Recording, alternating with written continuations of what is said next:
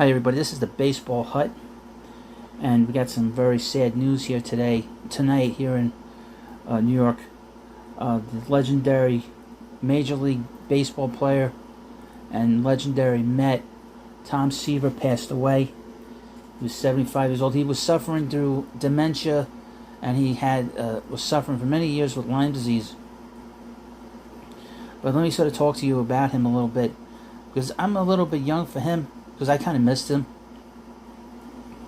When I was getting into baseball, he just came back to the Mets, so I don't really remember him pitching. I remember him pitching for the White Sox. But a couple of things. Before he became a Met, the Mets were a laughing stock. As you know, the laughable, lovable loser Mets of 62 lost 120 games, and they lost 100 games most of those years before Tom got there. And when Tom became a Met, there was no more fooling around. That playing baseball was a job, and it was serious business. And when he took the mound, he was business all the way. That first year in '67, he won the first Rookie of the Year award for the Mets. Mets have had 5 and 6 total in the history of their franchise, and he was called the franchise because he changed everything. So the first 2 years he won 16 games. And in 1969, as you know, if you're following this channel, that the Mets won the World Series, and he was the linchpin throughout that year and really all the other years. And that year, he pitched probably one of the greatest years in the history of baseball, winning 25 games. And, you know, I've been thinking about this a long time. I think that he was probably the greatest pitcher that ever pitched for any New York team. Probably greater than Christy Mathewson, greater than greater than Whitey Ford. That's high accolade for me to say those things, but I'm thinking that he was probably the greatest pitcher. And some people might say that he might have been the greatest pitcher of all time. That he's up there with people like Sandy Koufax and Bob Gibson and Babe Ruth and all these other great pitchers. But before he got there, the Mets were terrible. And like I said, once he came in into the league, the Mets weren't a joke anymore. Especially when he took the mound. He took the mound, he meant business. He was a 12-time All-Star. 3-time Cy Young Award winner. Won it in 69, 73, and 75. Some would say that he should have won 2 others. That he should have won at least 5, because he came in second in 2 other years. One in 71, where he had his best ERA. He won 3 ERA titles.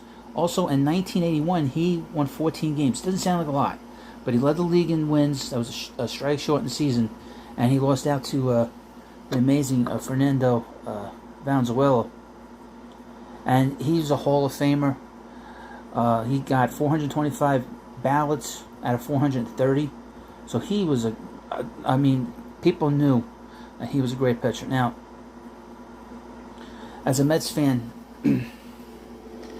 very, very important, as I've said here, how important he was to the franchise and how important he is to the Mets fans. As the first player to ever get their number retired. All his teammates loved him. He was a tough guy. I mean, he was tough to deal with. I mean, you know, to be honest with you, but you learned a lot. You know, he was an announcer for many years. After he retired even when he was playing, he did a lot of broadcasting. He broadcasted, I think, the '77 World Series, the Dodgers versus the Yankees, and he was a broadcaster for a very long time. If you didn't know that, I mean, after he retired from the Red Sox, because he played for the Mets, he got traded, as you know, he got traded to the Reds in what was considered the Midnight Massacre. There were a lot of problems with him and M. Donald Grant, who was the general manager and president of the Mets, and he got traded because contract dispute. He played for the Reds for about 5 years. He got a no-hitter the year after. He won 20 games in 1977. And he went on. He came back to the Mets for a year. Then the Mets lost him. They lost him in a draft, sort of an expansion pool draft. I don't know quite what that was about. But they lost him to the White Sox, and then he got traded to the Red Sox. He was in the Red Sox dugout when the Mets won the World Series in 1986. So the most integral and most important person in the history of the franchise was in the ballpark for two of the biggest wins in World Series history. The only person that was probably a bigger name in the, sort of the beginnings of the franchise was the manager Gil Hodges. Seaver always talked about Gil Hodges, how Gil Hodges was the one person that he respected, and he changed his whole outlook as a professional.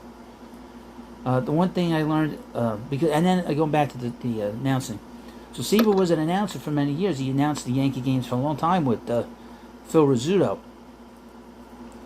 And then eventually, in 1999, he became a Mets announcer. So from 1999 to 2005, he was the Mets announcer. So I actually had a chance to listen to him for 7 years as a Mets announcer. It's very dry, in terms of just the things he spoke about. But the one thing he always talked about was preparation. How important as a pitcher, that first pitch, how important it was. And, those things I think about when I think of him, because I remember him as the announcer. And how professional he was, and how important going into these games, what you need to do to be successful. One thing you learn about people, especially successful people, is how they do things. You don't learn from failure. You learn from people that are successful. How they prepare in life. And he was very prepared. And it is really, it's been tough here tonight. I mean, I'm doing this video. I'll have a video on my regular channel in a little bit. But this was a tough thing to talk about, because this was a shocking thing. I'd gotten off my my live stream on Facebook, and I was checking out Twitter, and I saw it. I was completely, totally shocked. So, I mean, I don't get surprised. But he had been sick for a while with the Lyme disease. And he'd been sick with dementia for the past year and a half. So he had not been doing well. But again, let's go through some of the things, some of his statistics, because this is important to understand. He won 20 games 5 times. He led the league in wins 3 times. He won the league's winning percentage once. He led the league in ERA 3 times. Led the league in complete games once. Led the league in strikeouts 5 times. He won 3 Cy Young Awards in 69, 73, and 75. 12-time All-Star. World Series winner. Pitched in 2 World Series. Pitched in 73 as well. Pitched a no-hitter in 1978. Also the 300 game winner, which he won at Yankee Stadium. And when that game was going on, Lindsey Nelson, who was in the ballpark, they had him announce a couple of other things. He won 198 games for the Mets, which is the franchise record. I don't see anyone touching that. Okay. He's the franchise holder on that. The franchise holder on complete games, shutouts, strikeouts, and a whole bunch of other statistics. Some of these statistics will never get touched. Innings pitched will never get touched. Maybe to win someday. Maybe that won't be by Jacob deGrom. Mets don't score enough runs for him. But and here's the thing about Seaver's Mets. They didn't score a lot of runs. So a lot of times when he pitched, he wasn't getting a lot of runs. So if he was winning like 1-0, 2-1, 3-2. He's got the lowest ERA in franchise history, 2.57. So he owns almost all the big records in history of the franchise. So, and he would have done more. He came in second in the National League, an MVP in 1969. He was named the Sporting News Man of the Year in 1969 as well, which was a big deal back then.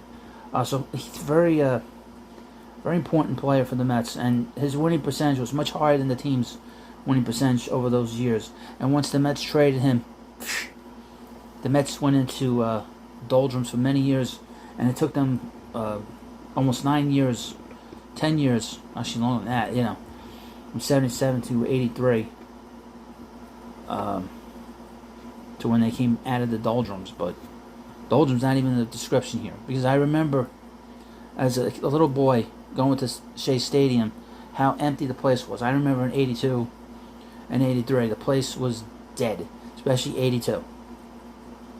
82 was pretty bad. There was nobody in the ballpark. Darryl Strawberry hadn't come here yet. Keith Hernandez was still in St. Louis. Gary Carter was in Montreal. You know, and Seaver was still in Cincinnati. But it's a sad night here today. So let me know what you think about what I've said here. I'm not going to say much more than that. Let me know what you think about Tom Seaver, and I'll see you later.